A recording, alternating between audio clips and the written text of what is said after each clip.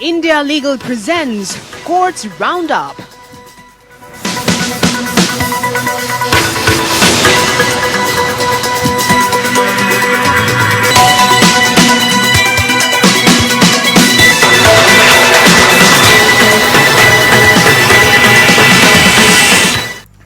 नमस्कार, मैं हूं आपके साथ नेहा दुबे। कोर्ट्स राउंडअप में आपका बहुत स्वागत है। इस बुलेटिन में अगले आधे घंटे हम आपको कोर्ट से जुड़ी तमाम छोटी बड़ी खबरों से करवाएंगे रूबरू। कोर्ट की कार्रवाई सुप्रीम कोर्ट से लेकर हाई कोर्ट और लो कोर्ट्स तक के फैसलों को रखेंगे आपके सामने।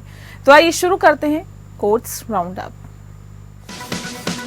India Legal presents Courts Roundup.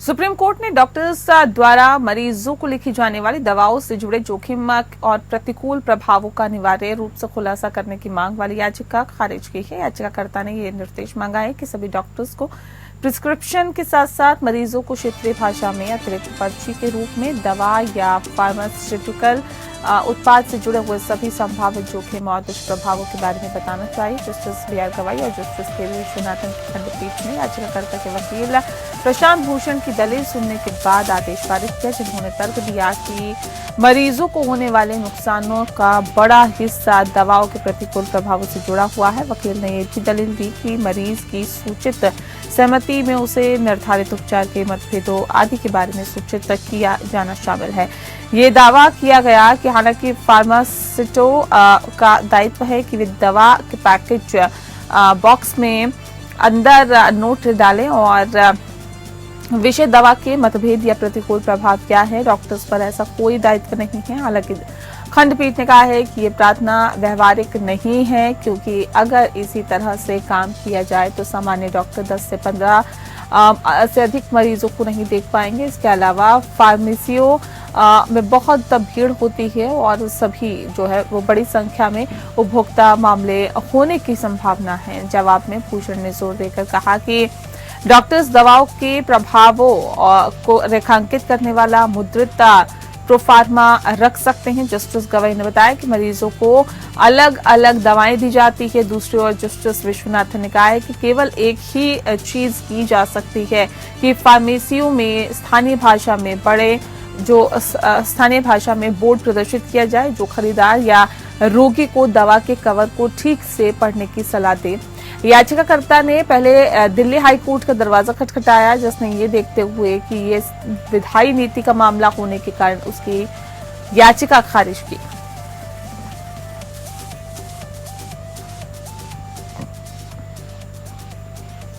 Supreme court ने अपरिवर्तनीय परिणामों और अभियुक्त के अधिकारों पर पड़ने वाले प्रभावों पर विचार करने की आवश्यकता पर प्रकाश डाला, यानी कि जब समय सीमा के भीतर फॉरेंसिक साइंस लेबोरेटरी या एफएसएल की रिपोर्ट के बिना एनडीपीएस के तहत चार्जशीट दाखिल की जाती है। जस्टिस सूर्यकांत की अध्यक्षता वाली विशेष पीठ, जिसमें जस्टिस सुधांशु धलिया और जस्टिस उज्जवल भुइयां शामिल है, इस मुद्दे पर सुनवाई कर रही थी कि क्या एनडीपीएस के तहत अपराध करने का आरोपी व्यक्ति अभियोजन पक्ष द्वारा निर्धारित समय के भीतर चार्जशीट के साथ एफएसएल की रिपोर्ट प्रस्तुत करने में विफल रहने पर डिफॉल्ट जमानत का हकदार है। सुनवाई के दौरान जस्टिस सूर्यकांत ने जोर देकर कहा कि वर्तमान संदर्भ को उन मामलों में अभियुक्त के अधिकारों को संतुलित करने पर ध्यान केंद्रित करना चाहिए जहां एफएसएल रिपोर्ट समय पर प्रदान नहीं की गई है। न्यायालय को सूचित किया गया है कि एनडीपीएस के नियम 14 के तहत नमूना प्राप्त होने के 15 दिनों के भीतर एफएसएल रिपोर्ट मजिस्ट्रेट की अदालत को देनी होती है। नियम में आगे प्रावधान है कि अगर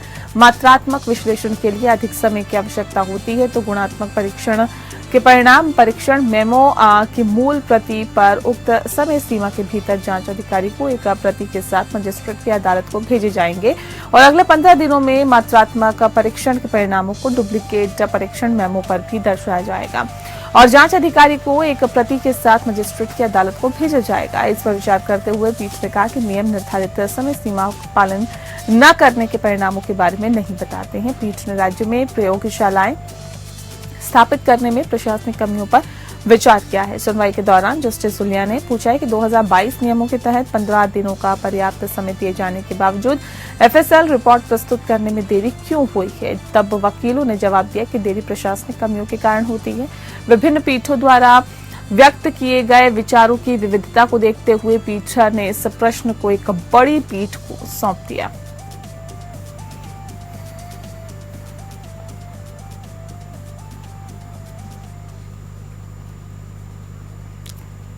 सुप्रीम कोर्ट ने हर राज्य और केंद्र शासित प्रदेश में समिति गठित की क्योंकि उसने पाया कि बिना लाइसेंस के हथियार बनाने वाली फैक्ट्रियों को कार्यशालाओं की संख्या में वृद्धि जो विनियामक ढांचे से बाहर है, उसके साधारण समाज के साथ साथ राज्य के विरुद्ध भी अपराध हो रहे हैं। उसने ये भी पाया कि शस्त्र अधिनियम 1959 और शस्त्र नियम 2016 के क्रियान्वयन में ढुलमुल रवैया है। इसके मद्देनजर न्यायालय ने कहा है कि राज्य द्वारा बिना लाइसेंस के हथियारों के निर्माण, कब्जे, बिक्री, परिवहन आदि की सख्त निगरानी की आवश्यकता है। इससे पहले न्यायालय ने बिना लाइसेंस वाले आगन्य यात्रों के खतरों से संबंधित पहलुओं पर स्वतः संज्ञान लिया और राज्य प्रतिवादी को बिना लाइसेंस आगन्य यात्रों के कब्जे और उपयोग या उससे संबंधित किसी भी अन्य पहलू के लिए शस्त्र अधिनियम या ऐसा करने में सक्षम किसी अन्य कानून के तहत दर्ज किए गए मामलों की संख्या के बारे में हलफनामा दाखिल करने का निर्देश दिया।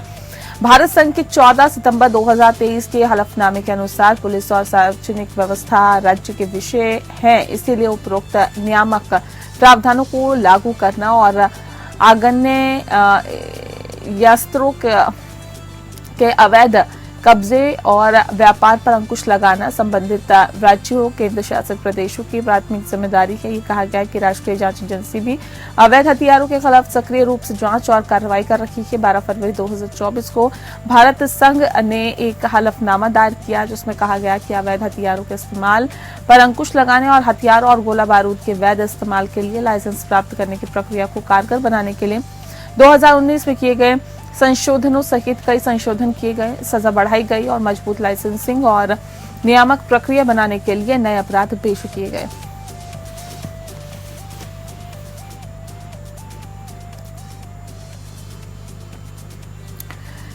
सुप्रीम कोर्ट ने पंजाब और हरियाणा राज्य द्वारा वायु गुणवत्ता प्रबंधन आयोग अधिनियम या CAQM एक्ट की धारा 14 के तहत पराली जलाने के संबंध में CAQM के आदेशों का उल्लंघन करने वाले अधिकारियों पर मुकदमा चलाने में अनिच्छा पर अपनी चिंता दोहराई है। जस्टिस अभय ओक और जस्टिस ऑगस्टिन जॉर्ज मसीह की पीठ दिल्ली NCR में प्रदूषण प्रबंधन से संबंधित MC मेहता मामले की सुनवाई कर रही थी, जिसमें NCR राज्यों में वाहनों से होने वाले प्रदूषण, ठोस अपशिष्ट प्रबंधन और पराली जलाने से संबंधित मुद्दों पर ध्यान केंद्रित किया गया।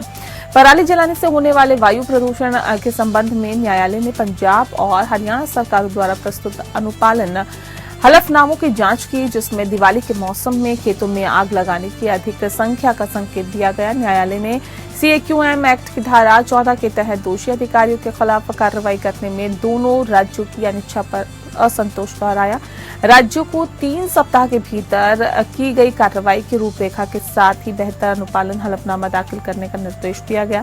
साथ ही मामले पर 16 दिसंबर 2024 को फिर से विचार किया जाएगा। कोर्ट ने किसानों द्वारा पराली प्रबंधन के लिए मशीनरी और उपकरणों की अपर्याप्त व्यवस्था के बारे में शिकायतों के साथ कोर्ट का रुख करने में परेशान करने वाली विशेषता देखी है। इस पर जोर दिया और इन जरूरतों को अपने स्तर पर संबोधित करना और राज्य सरकारों की जिम्मेदारी है। इसके अतिरिक्त कोर्ट ने पंजाब और हरियाणा सरकारों को उचित अधिकारियों के साथ इसरो से कथित रूप से गलत डेटा के बारे में चिंता व्यक्त करने का निर्देश दिया है। न्यायालय ने राज्यों को पर्यावरण संरक्षण अधिनियम 1986 की धारा 15 के तहत जुर्माना लगाने का निर्देश दिया है। साथ ही जब राज्य CAQM अधिनियम की धारा 14 के संबंध में हलफनामा प्रस्तुत करेंगे तो अनुपालन रिपोर्ट न्यायालय को दी जानी चाहिए।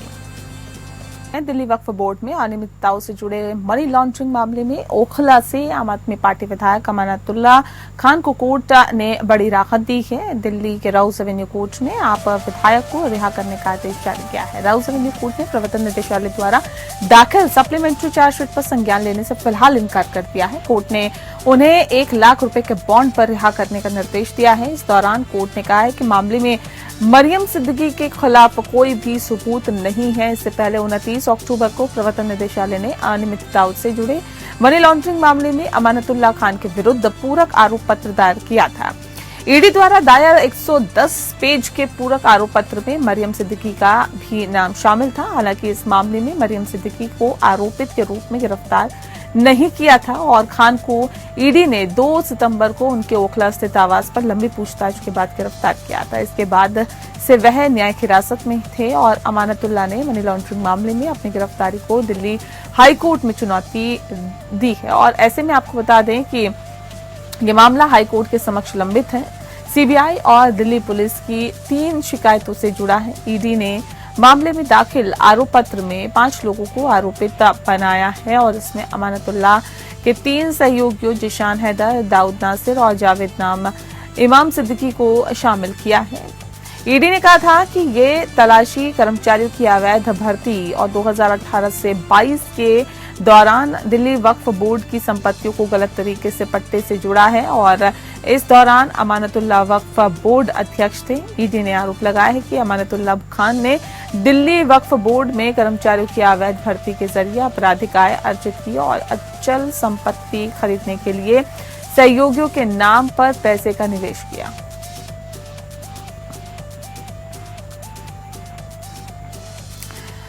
सुप्रीम कोर्ट ने छत्तीसगढ़ में एक महिला सरपंच को पद से हटाने का आदेश रद्द कर दिया और उन अधिकारियों की जांच का निर्देश दिया है जिन्होंने उसे अनुचित रूप से परेशान किया। कोर्ट ने राज्य सरकार पर 1 लाख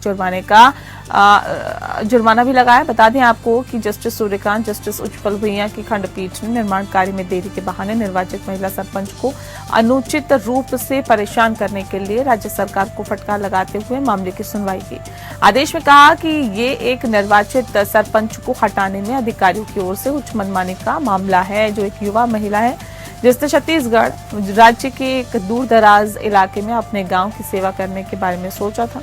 उसकी प्रतिबद्धताओं की प्रशंसा करने या उसके साथ सहयोग करने या मदद का साथ बढ़ाने और यह हाथ बढ़ाने के बजाय अपीलकर्ता अपने गांव के विकास के लिए जो करना चाहता था उसके साथ बिल्कुल अवांछित और अनुचित कारणों से अन्याय किया गया है।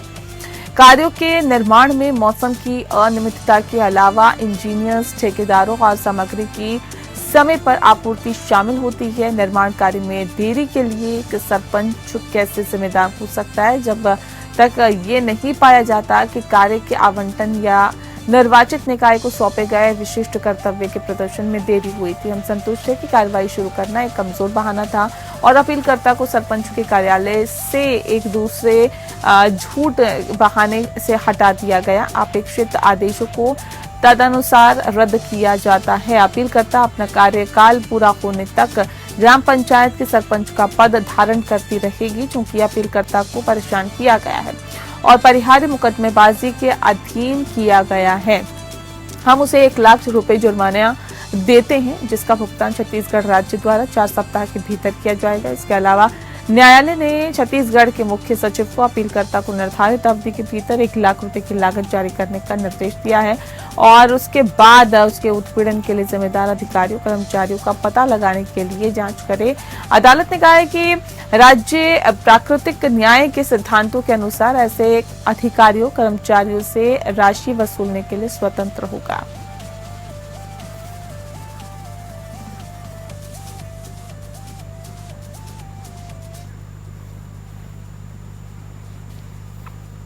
पंद्रह नवंबर को होने वाले गुरु नानक देव जी की जयंती के अवसर पर सुप्रीम कोर्ट में लंगर का आयोजन किया गया है। प्रकाश पर्व पर सुप्रीम कोर्ट में अवकाश की वजह से सुप्रीम कोर्ट में ही लंगर का आयोजन किया गया। सीजेआई जस्टिस संजीव खन्ना समेत सुप्रीम कोर्ट के अन्य जजों ने लंगर खाया। एससीबीए द्वारा आयोजित लंगर सुप्रीम कोर्ट के कैंटीन में लगा है। इस दौरान सुप्रीम कोर्ट के अन्य जज भी रहे मौजूद। इस अवसर पर सीजेआई जस्टिस संजीव खन्ना के साथ justice B R Gavai, justice Suryakant, justice N Koteshwar Singh, justice Rakesh Bindal, justice Ujjwal Bhuyan, justice K V Viswanathan, justice P B Varale, justice J K Maheshwari, justice P S Narasimhan भी मौजूद रहे।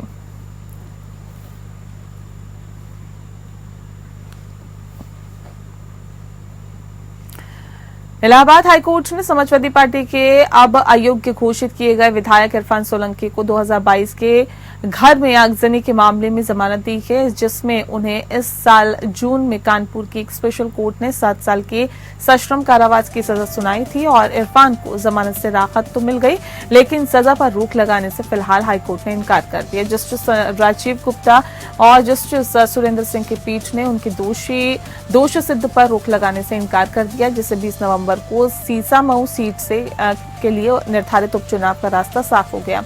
सोलंकी उनके भाई और 2 अन्य को 2022 में एक महिला के घर में आग लगाने के लिए दोषी ठहराया गया और सजा सुनाई गई है। 7 साल की कैद के कारण सोलंकी को यूपी राज्य विधानसभा के सदस्य के रूप में अयोग्य घोषित कर दिया गया। हाईकोर्ट के समक्ष अपनी अपील में सोलंकी ने निचली अदालत के फैसले पर रोक लगाने और अपील पर हाईकोर्ट के अंतिम निर्णय तक जमानत देने का अनुरोध किया है। पिछले महीने सुप्रीम कोर्ट ने भी इलाहाबाद हाईकोर्ट से इस मामले में सुनवाई पूरी और करने 10 दिनों में अपना फैसला सुनाने को कहा था।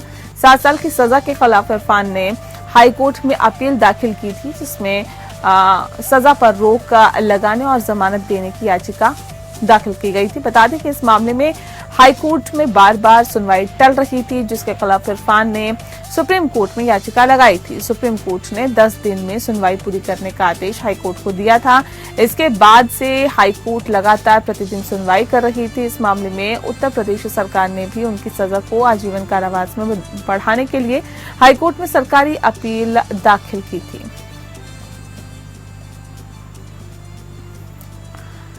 सुप्रीम कोर्ट ने एक याचिका पर संक्षिप्त सुनवाई की, जिसमें एसिड मामले से बचे लोगों और आंख की स्थायी क्षति वाले व्यक्तियों के लिए एक समावेशी KYC प्रक्रिया के लिए दिशा निर्देश शामिल थे। जस्टिस JB पारदीवाला और जस्टिस पंकज मित्तल की पीठ ने याचिका पर सुनवाई की, जिस पर कोर्ट ने 17 मई को नोटिस जारी किया। इसमें याचिकाकर्ताओं ने डिजिटल KYC, eKYC प्रक्रिया के संचालन के लिए वैकल्पिक तरीकों के लिए उचित दिशा निर्देश तैयार करने के लिए केंद्रीय अधिकारियों को निर्देश देने की मांग की है। इस संदर्भ में आइए इंडिया लीगल के वेब रिपोर्टर से जानते हैं कि लक्ष्मी माइनर बनाम UOI मामले में एसिड अटैक मुद्दे पर सर्वोच्च न्यायालय ने क्या कुछ दिशा निर्देश दिए थे।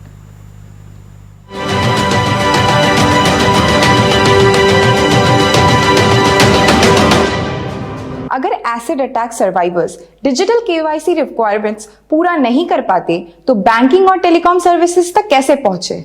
ये सवाल Lakshmi minor versus union of India case में उठाया गया था, जिसमें सुप्रीम कोर्ट ने एसिड अटैक सर्वाइवर्स के चैलेंजेस को एड्रेस किया।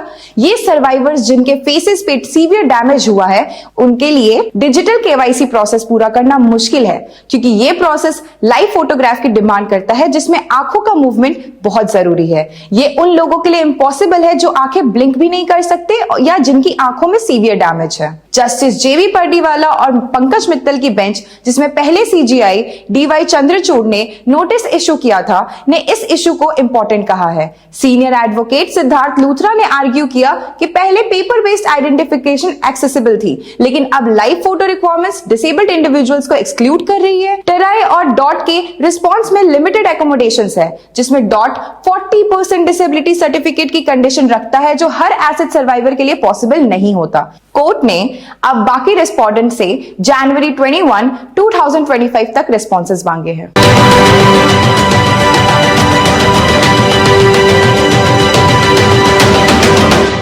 और इसी के साथ फिलहाल इस बुलेटिन में इतना ही। मुझे दीजिए इजाजत। नमस्कार। India Legal presents Courts Roundup.